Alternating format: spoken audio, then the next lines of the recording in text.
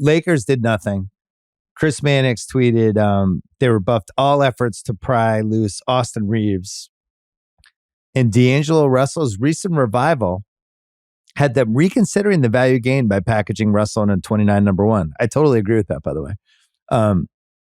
So they do nothing. And I actually think that's the right move. I'll be interested to see what LeBron thinks about it. But I actually, they made the Western Finals last year. They've had some injuries to at least some of their role players. But the way Davis has played this year, I don't think you need to go nuts and, do some Hail Mary trade. But on the other hand, Davis has been so good. Maybe bet on some of the guys you drafted and you got in free agency. Gabe Vincent will come back. I'm not against it. I like them not doing anything.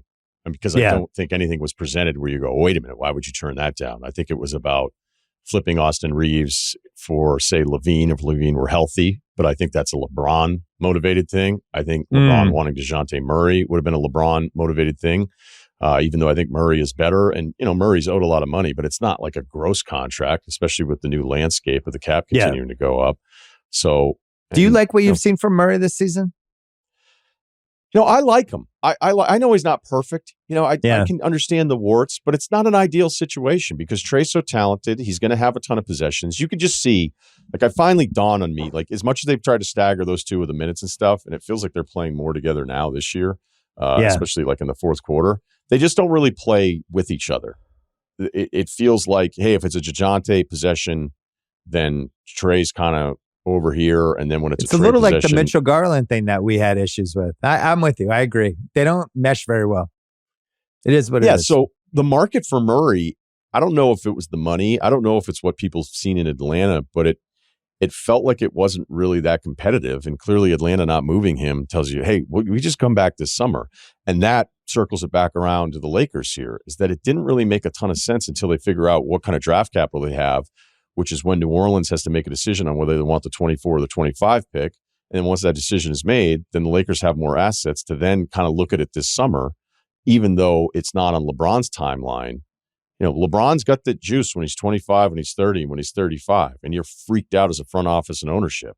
As a guy who's 39 next year and with the player option where he'll turn 40, I don't know that you're as beholden to go, well, we've got to do whatever this guy wants, which in this case, I think moving another pick in 29, moving a cheap player who's their third best player in Reeves, despite what Russell's done this last month plus, I think it's the right move to stand pat unless there was an option that you or I don't know about, which is totally, reasonable that there could have been something else. But clearly they didn't want to do anything until they figure out, because they're going to have more picks come this June to go, wait a minute. What do we do? We might have that other piece that we've been looking for here this summer. Somebody they demand to come here, and then the other team will be like, okay, well, now you have access to more picks as opposed to the 129 that they have now. I'd love to know from the Lakers side how fed up they were with LeBron. And we'll never know because they're really good about not leaking stuff out. It's basically Genie Bus and Planka, and that's it. But I don't understand his week, Bill. I just don't understand it. You? No, I said something about it on Sunday's pod. I talked a lot about it on Tuesday. They've done so much for the dude over the last 6 years, and they've traded so much stuff away. They've traded so many players, acquired so many players back and forth. And, he's not the same guy anymore. He's 39 years old, and I don't think he's one of the 8 to 10 best guys in the league. I don't think he can do it regularly like he used to. And, unfortunately, I think this is what happens when when the greatest players get older in the NBA. This is usually when they start getting grumpy. It even happened to Bird. Go read Jack McCallum's book, Unfinished Business.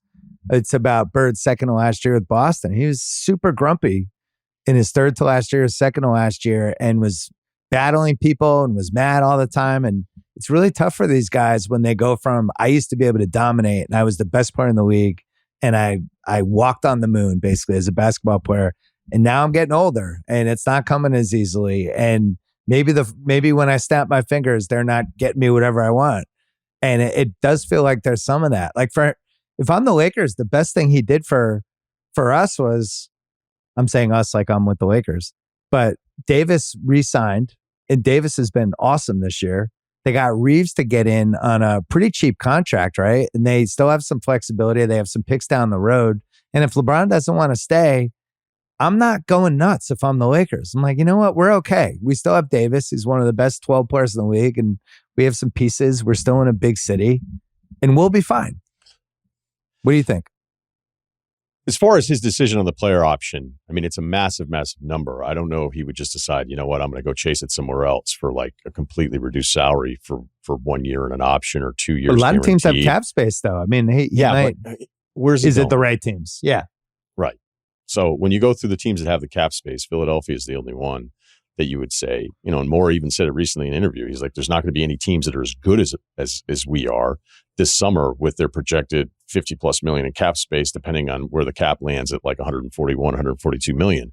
But I just didn't really look, with LeBron, it's very simple. And we're all this way. You do what you can get away with. And for his entire career, he has delivered on the promise of when you have me, you are in contention. Okay. Probably better than any basketball player since Jordan. Yeah. You know, that's a very short list of guys. It's like, as soon as I'm on your team, you have a chance. And he's extended that window beyond anything was even imaginable. So anytime I'm critical of him, I almost feel guilty because I feel like it has to be talked about like in two lanes. One is what he is doing at his age, and that it's so absurd. There's nothing even left to say because you can't believe it. But as far as who he is as a player now and what his demands are, and how it was always met in the past, because you were always on this LeBron clock of him having all this power and these shorter deals that he used to do before he got to Los Angeles, where you're constantly worried about, is he happy? And he wants you to move every single pick for him and for that season, even if he's probably like a long-term bad partner, because he's not worried about any of that other stuff. He's right. Completely about him and his own quest, which is fine. He was that kind of player. But is 39 years old heading into 40. And it's like, okay, what kind of player are we likely going to have? And by the way, normally he misses like 20 plus games and he's not missing any time this year. So that's another part of this. Like when you look at the Lakers, you go, wait, LeBron's putting up these numbers and he hasn't missed any time. AD's played all season. He's been great. D'Angelo Russell's hitting every single shot now. Reeves, after the slump, wasn't very good, but like, what's wrong with him? I felt like, you know, the Knicks towel thing was stupid. The tweet, he can't help himself. Emoji. Yeah. Right. And he had a quote where it was like, hey, do you think after they'd beaten Charlotte, I think somebody asked him, like, does this prove, you know, with this little uptick lately, that this team has a chance? I'm paraphrasing, right? Has a chance. Does this win streak kind of prove that? You know, classic, like, end of game question. And LeBron was like, basically, hey, this is who we have. So whatever. Like, and instead, you'd think somebody would go, who's a little more polished, would just go, a lot of the guys from last year that made a run that nobody thought we could make are all here. We know what it takes. Just let us get in because of what we did last year. Right. And, we won the in-season tournament. Right. We have a good team. Right. Western Conference Finals. And instead of doing that, which most every guy would do who's been around long enough, he basically was like, you know, we're not that good. So unless these guys do something. And, you know, I thought if I were a teammate and you start yelling that your son is good enough to start for the team right now, I'd be like, are you serious, dude? Are you serious? And I know he's hyping up his son, which is cool. And it's a proud dad. So like a part of it, but if I'm another player, so, you know, to my original point, when he's 25, 30, 35, you're freaked out this whole week. It's 2014 LeBron. It's different. But right now you're kind of like, hey, I know you wanted us to do something, but what was on the table didn't make a lot of sense for us. And now we have more options this summer. The thing that really kills him is the Westbrook trade. Yeah, that's 27 first. That was kind of his get out of jail free card with him. With we got to do this, and it worked out so badly. I don't know if they have to listen the same way. I'm not even sure. I know they got to the Western Finals last year, but in retrospect, do you think a Western Finals sweep was worth giving up the 27 first and just getting Vanderbilt and D'Lo basically? No. Yeah. It's tough in retrospect. Now, when they were making a run last year, it seemed better. But then you go back, you look at that run. They're playing Memphis.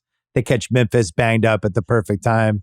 And then they get Golden State. I did. After that series for a team that got swept, too. And it was, I liked them. I felt like they were close. You said you thought they were the third best team in the NBA.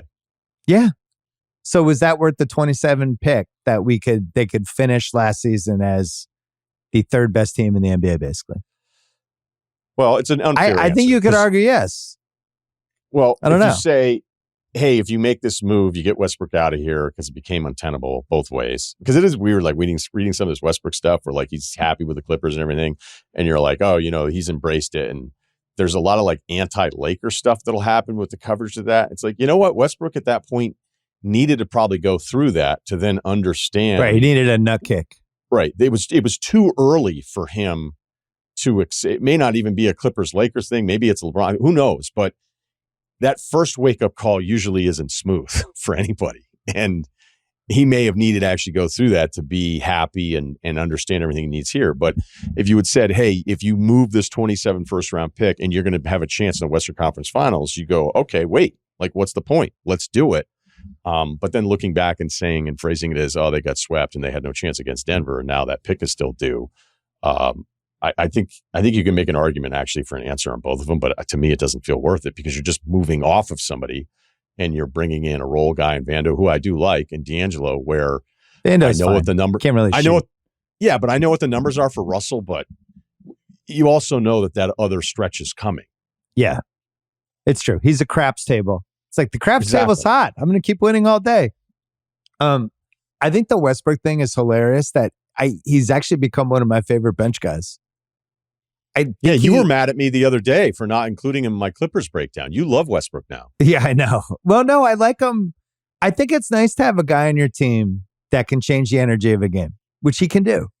He can come in if the team's kind of dead, they're down 12. He comes in, he's flying around, he's getting rebounds, and he can shift the energy, which I think is a skill that he was not able to do on the Lakers for whatever reason.